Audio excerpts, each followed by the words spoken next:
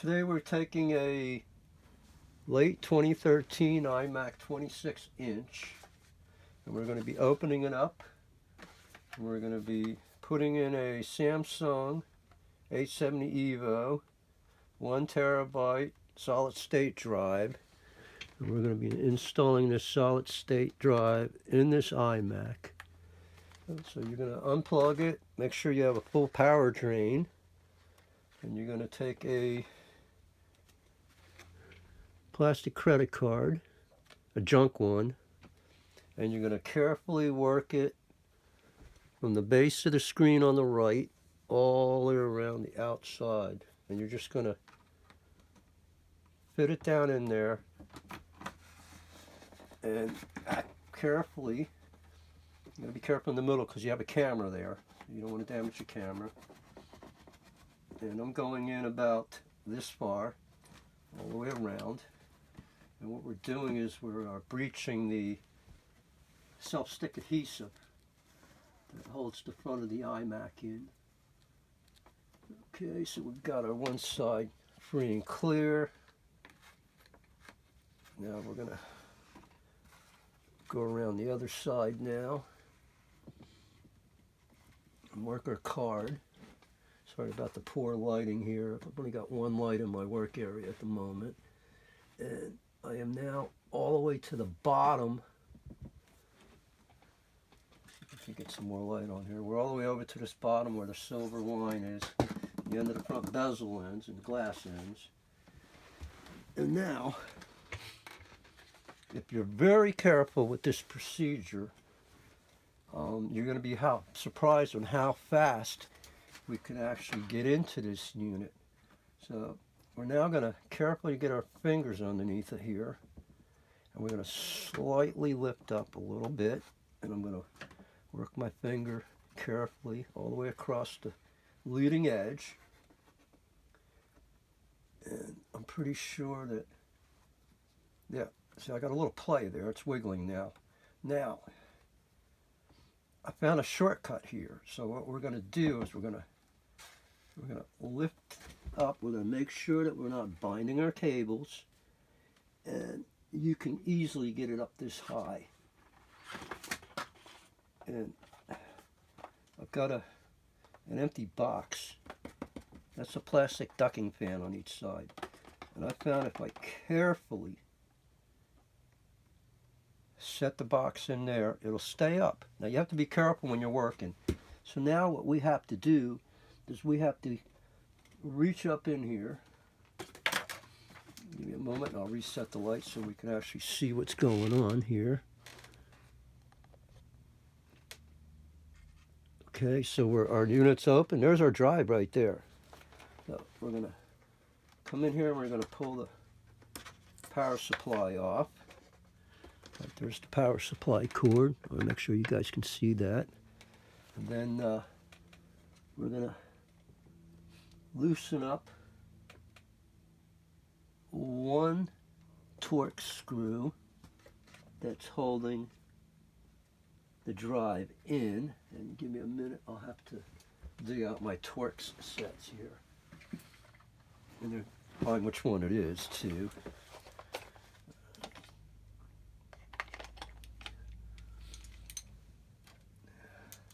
Will just be another moment here. So be patient with us. Get this up in here a little closer so you can actually see. And there's our hard drive right there that we're trying to get to. And there's one Torx screw to the left side of where the cable assembly is.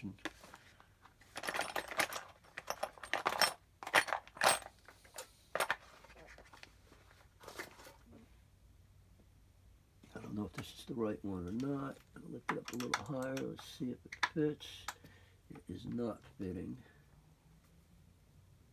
I just want to double check to make sure it actually was a Torx, and it is a Torx.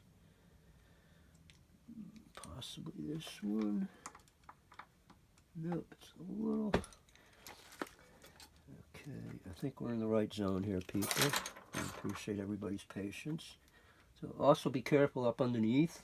Try not to lift anything beyond the edge of the glass. If you do this, it always check to make sure you're not putting any pressure on those cables. Okay, we got the screw now, so we're going to remove this one screw, and this attaches the hard drive, frame it to the back of the computer, and we now should be able to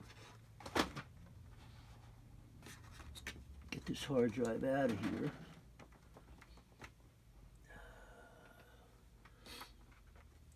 Sometimes you have to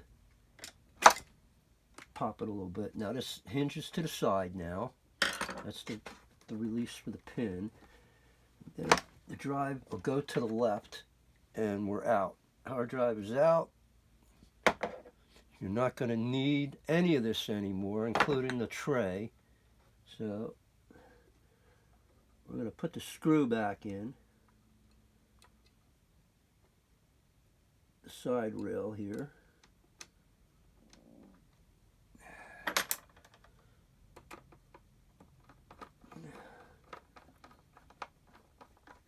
Okay, our screw is in, and now we're going to get our SSD drive out of the package.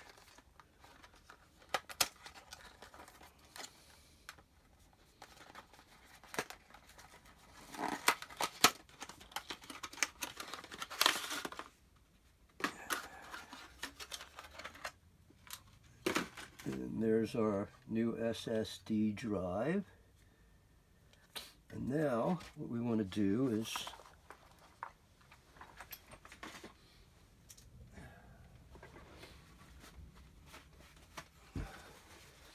we want to remove all the dust and dirt from the back of the computer, like this. We got our dust and dirt out of the way, and we're going to eliminate the frame, and we're going to secure it with a little double-sided tape. Picture hanging strip is what I recommend, not just a standard double-sided tape, because in the future, if you have to try to get the drive off, it'll come off a lot easier when you can pull these little tabs and it'll release from the back of the computer. So we're going to open our package up here. I'm going to take one of these out, and they have a, this goes to the front, so that's your back side. So we're going to leave that on a minute. We're going to remove the front. I'm going to try to remove the front here.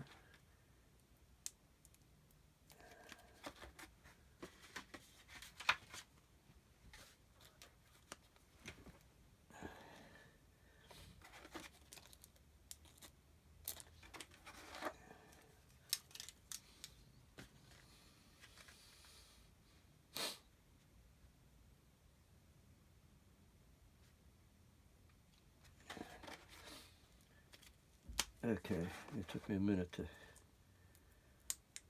double up on these instructions. And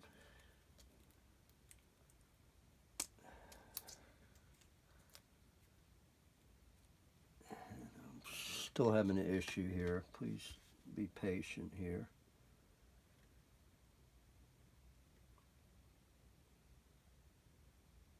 Okay, they're saying it's similar to a Velcro setup.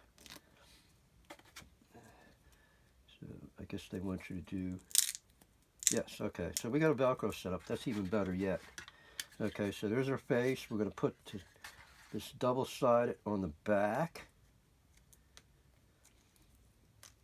And be sure to proximity this, that it's not going to interfere with the cable assembly, and you're going to be able to get to it in the future. So I'm going to set it off way off to the side, sort of like that. And we'll do the other side now.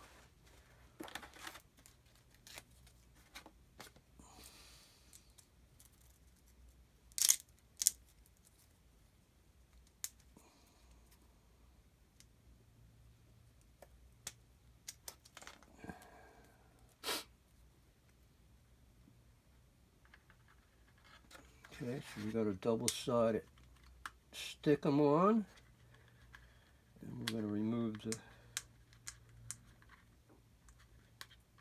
shield from the back side of it, and we're going to attach our cable, and we're going to carefully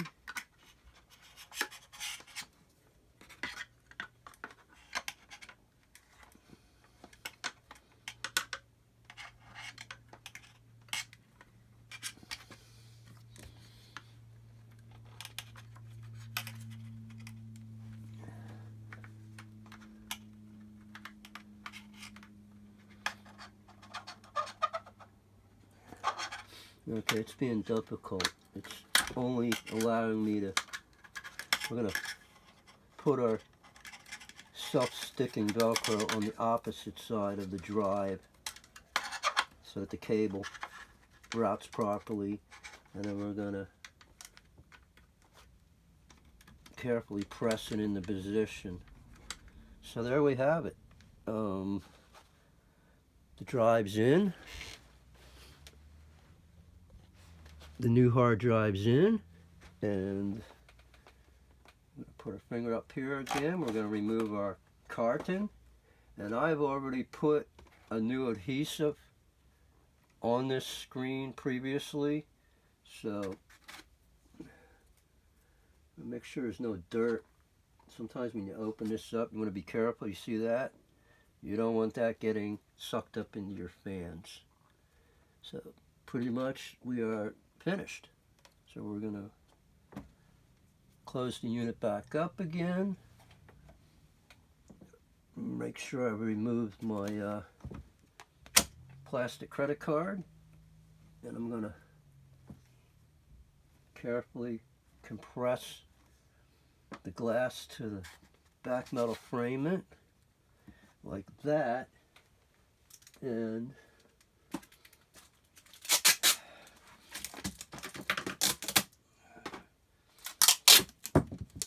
use a little bit of clear boxing tape, just a little length of it, like so. And we're just going to carefully make sure you do not cover the front of the camera up. We're going to go like that a little bit, and we're going to wrap it around like so. And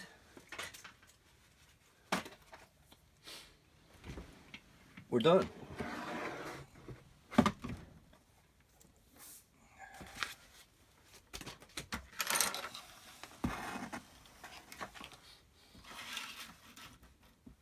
Now we're going to hook our cables back up.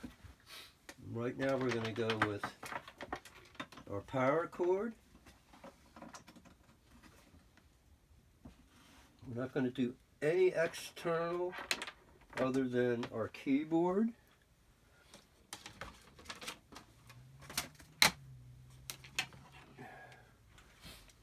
Get our keyboard hooked up to the computer again. Sorry about the lighting. Only got one light here in the office at the moment. Okay, so we got our keyboard. I use a Bluetooth mouse, so we got our mouse hooked up. And now we have to hook up to an Ethernet cable. You remember those. You cannot do this next procedure with Wi-Fi. So we're going to use the Ethernet cable. We're going to plug in our Ethernet cable. Ethernet cable's in, so we got Ethernet, we got our power supply, keyboard, and mouse.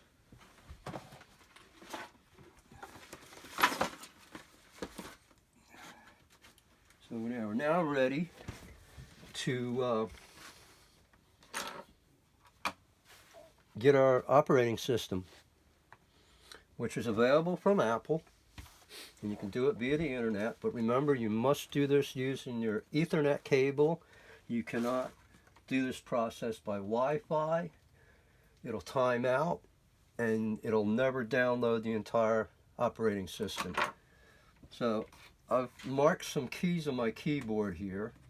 So we got an option, a command, and an R. And we're gonna press the Option, Command, and R, and we're gonna hold those buttons down, and we're gonna hit our power button. We got our chime, so we know that there's no memory or hardware issues yet. And we have gone into internet recovery mode. You can now let go of your Option, Command, R buttons. This will take a few minutes to, it has to download to your cache, the operating system, and then eventually it'll expand it out, and you'll be able to get your computer up and running. So we're going to wait a few minutes. It usually takes about 3 or 4 minutes for this procedure to happen. Now it says 2 seconds, but we all know that 2 seconds could be 3 or 4 hours in the computer world. So we're close. You know, just bear with me. We'll wait a little bit. Let me shut the light off, and you can actually see the screen a little better, I think. Yes, yeah, I think that's better for everybody. And it looks like I need to excuse the jiggling on the camera. Let's get the camera a little higher here. Okay, there we go, people. So it only took at most maybe what, 10 minutes, give or take a minute or two, to actually put the new hard drive in. You know, don't be afraid to try this. You just be very careful. Remember, you have to carefully work your little plastic card around the edge, and you want to have the Apple logo facing away from you, because you're tilting it from the top area out to access that hard drive, as you saw in the video earlier. Okay, see, it says 1 second. You know, it's been like 2 minutes for the 2 second mark, but we're close. And I'll get you so far into this procedure, and then we'll do another video some other time that'll walk you through the steps on actually installing the new OS. Now this is a 2013. Originally it came with OS 10.9, but the architecture will support 10.15, which is Monterey. And so what this is going to do, what's happening now with the internet recovery, it's going to give us an opportunity to use disk utilities so that we can format this SSD drive. Okay, so we got an Apple. That's a positive sign. We have a progress bar, which means it's already downloaded the information it needed, and now it has to expand that information and then load it up like the old days when you used to use your CD or DVD for your operating system on a new computer. You'd take your CD and put it in, and eventually an hour or two later it would load Snow Leopard or Panther or all the older OSs.